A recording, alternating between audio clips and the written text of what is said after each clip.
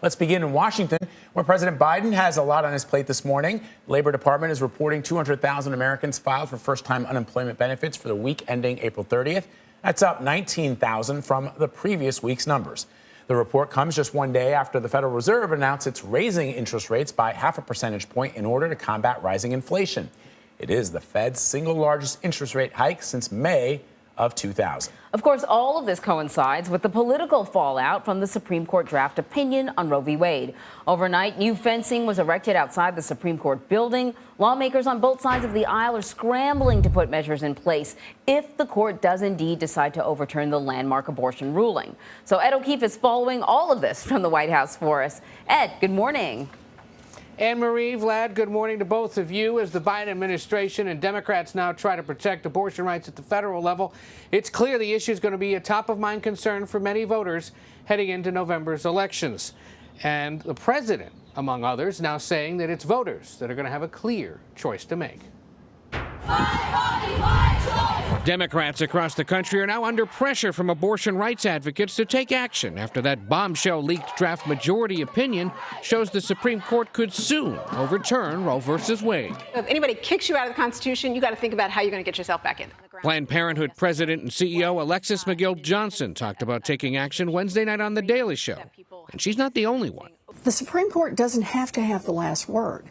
In the Senate, Democrats are planning a vote on making abortion rights federal law. The United States Congress can act and protect a person's right to an abortion. But the mainly symbolic vote is unlikely to pass. But you don't have the votes for it. By making people vote on this issue that matters to so many people, we've got a chance now maybe to change the makeup of who's in the United States Senate. And I'm all in on that fight. If the court rules as expected, abortion regulation reverts back to the states. Each of those elected representatives can make the decisions that they view best for their constituents. Mississippi is at the center of the Supreme Court challenge with its ban on most abortions after 15 weeks. But if Roe v. Wade is overturned, it's one of 13 states with a so-called trigger law, prohibiting abortions immediately with limited exceptions. People in our state believe that when a woman chooses to have an abortion, that she's not only making a decision for herself, she's also making the decision for that unborn child. President Biden is now warning of what could come. What are the next things that are going to be attacked? Because this MAGA crowd is really the most extreme political organization that's existed in American history, in recent American history. So the White House says it's exploring options on how exactly it can protect abortion rights if Roe is overturned, as is now expected. They so far, though, publicly declined to get into the details of what those could be. Experts say it could be things like possibly protecting access to abortion pills or protecting people who are trying to travel from one state to another to seek abortion procedures. We'll wait and see what the White House, what the Justice Department have to say. In more fallout from the leak of this draft majority opinion, the Supreme Court is now erecting barriers around the building up by the Capitol, and Justice Alito, who wrote the draft opinion, canceled an appearance at a legal conference today in Nashville with no explanation given as to why, guys. Ed, I know you're at the White House, but you did mention that Congress was looking to vote on something that would protect abortion rights. The vote is unlikely to actually pass, so why are they going through with it? Right. Politics, because Democrats want to put all the Republicans who vote against this on the record, believing that in some states, at least, it could be an issue that, if anything, at least motivates the Democratic base and maybe concerned independent voters to turn out against those Republicans. There's also this belief among Democrats that, you know, after arguing for this in the abstract for more than 40 years, now that it's going to happen, it's going to be difficult for Republicans to actually legislate around this. You saw, for example, Governor Tate Reeves in the report. We spoke with him yesterday afternoon, and I said to him, I said, you know, Governor, you have colleagues not only in Mississippi but across the country in state legislatures and state capitals who have talked about this and are now going to be presented with the real urgent need to deal with what are literally life and death situations potentially for women, for those babies that they're bearing. Do you think your colleagues in government are prepared to have to tackle those things? And he acknowledged that it's going to be a challenge for some who maybe aren't used to taking tough votes and maybe have not had to deal with such profound issues before.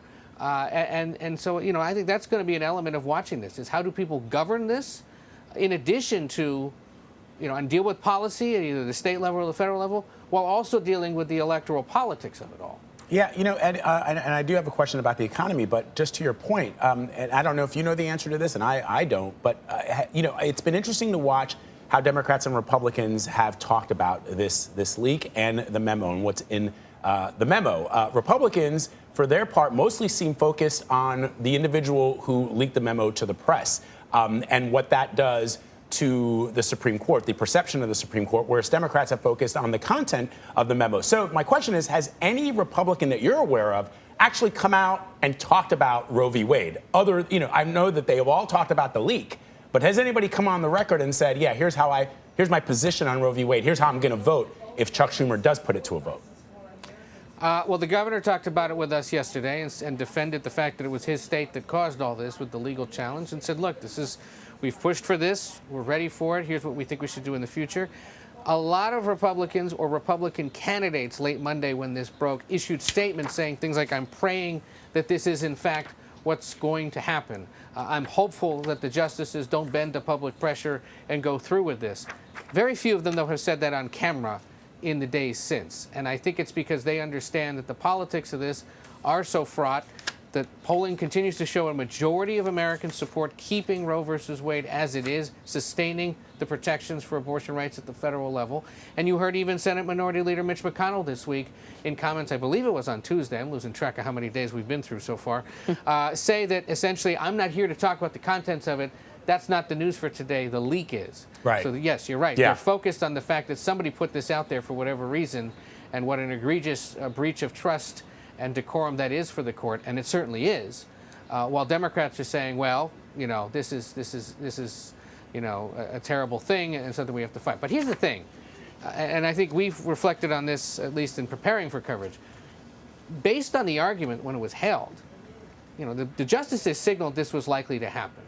So anyone who is terribly surprised that they're going through with this, based on the 6-3 conservative majority, based on the way the arguments went a few months ago, shouldn't be that surprised necessarily. What's surprising is that it leaked. What's surprising is how shockingly absolute the way the opinion is written.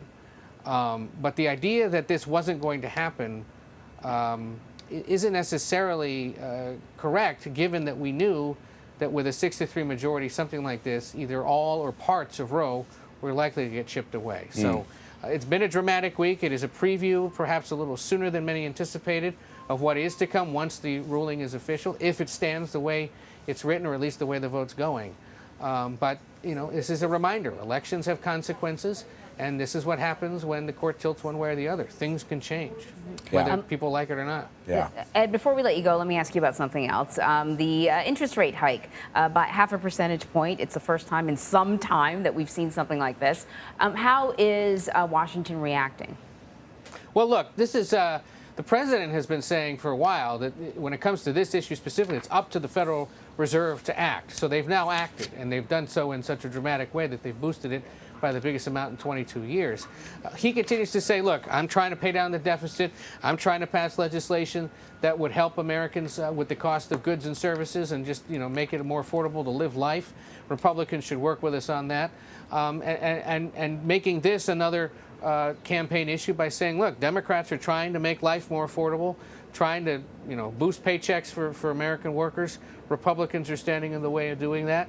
Obviously, the White House fearful of a recession, as everyone else is, both from an economic and political standpoint. But the president ultimately, can only do so much through either executive action or through legislation to turn down the temperature on the economy. It takes regulators like the Federal Reserve to step in and try to help ease the burden. Republicans would turn around and say, no, this is happening in part because of the big spending that's gone on in the past 2 years or so. And so they'll continue to have those typical disagreements. But, otherwise, the Fed has done what it needed to do, at least what it thinks it needs to do, and we'll see where the numbers go. All right, Ed, thank you so much.